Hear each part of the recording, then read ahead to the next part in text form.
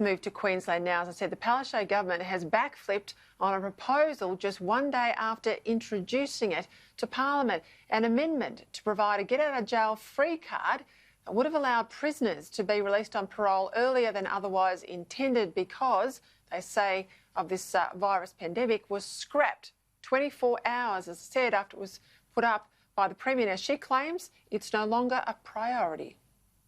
The department put it up as a proposal and it sounded fair in the light of the COVID situation, but we've taken the decision not to go ahead with it.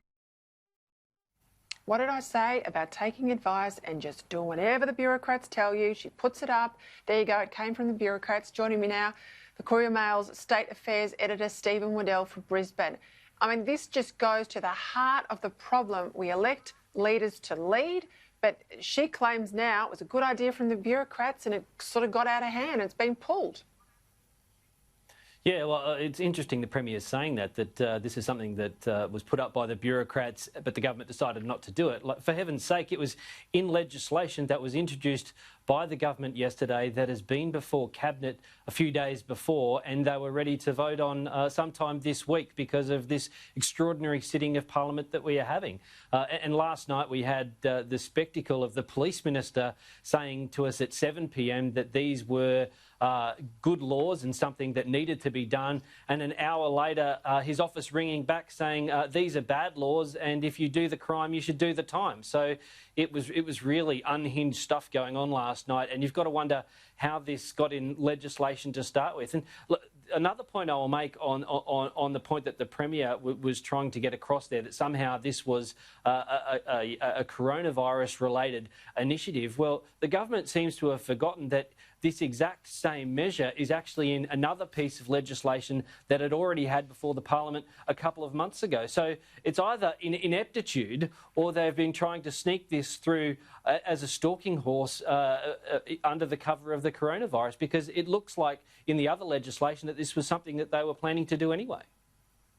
Yeah, it's either she's an idiot, and I don't rule that out, or there's a whole lot of preference deals going into the October election, and I'd be looking for a lot of these sorts of deals to fringe groups on the left, which often is the case, to shore up numbers, and they think they're in for a fight. We know that in the case of Jackie Trad's seat of South Brisbane. So these are the sort of things, under the cover of a crisis, the political parties tend to do. I've got to ask you, a lot of debate obviously about borders, you know, and this idea that the prisoners can come out, the rapists are free to move around Queensland, but mum and dad from Mossman can't go up north.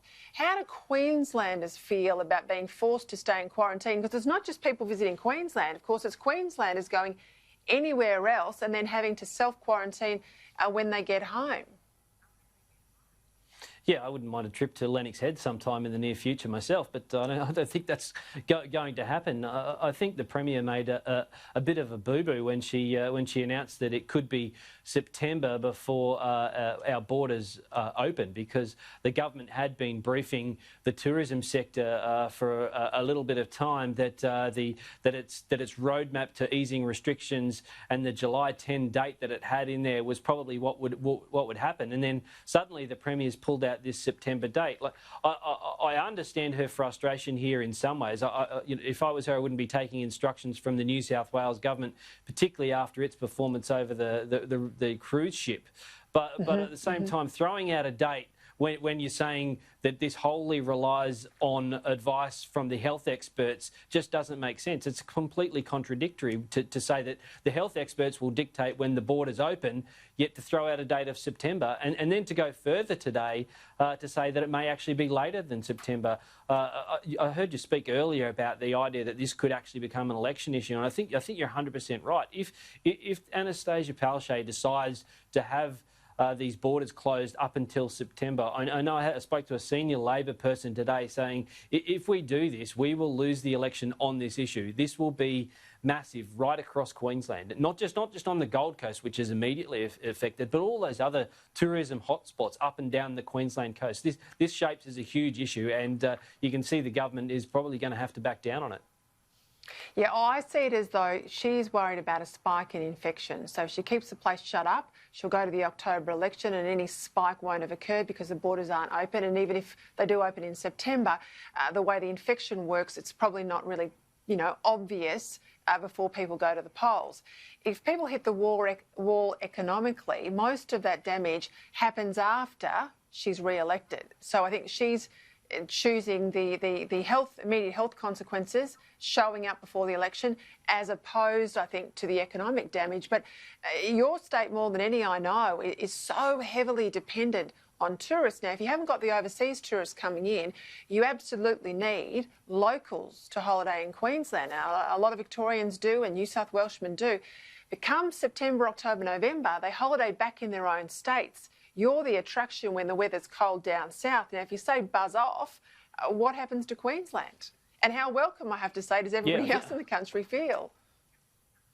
Well, I think that's right. When you look at that July 10 date that was in their roadmap, which they did always say that was the planned date, that it would be reviewed, and at the end of each month they were going to review the border closures, but that's the date that they were aiming for. But that July 10 date meant that the second week of the New South Wales school holidays, Queensland would have its borders open, and all those tourists looking for a Queensland holiday, looking for a Gold Coast holiday in particular in the warmer weather, could come here. And all those tourism operators on the Gold Coast had been planning and doing all the work necessary so that was the date that they could open. And to have the rug pulled out from under them to say suddenly it could be September is completely wrong. Nobody knows that it's going to be September. Nobody knows whether it's going to be July. This should rely wholly on the health advice. And now the Premier has thrown out this date of September. The whole thing looks like politics has got involved. And I think there would be a temptation from the government at the moment, with an election due in October 31st, to push out as many of these announcements in some ways that it could, because what you want to do is deliver as much good news as you possibly can throughout September before you head into caretaker mode. I might get you back next week or the week after, Steve. I'd like to have a longer talk about the election theming and how you think the opposition's doing on the ground, because a lot of talk about Palaszczuk. I'm not hearing much talk about the LNP, but I'll come back to you on that. Steve Wardill, thanks for your time.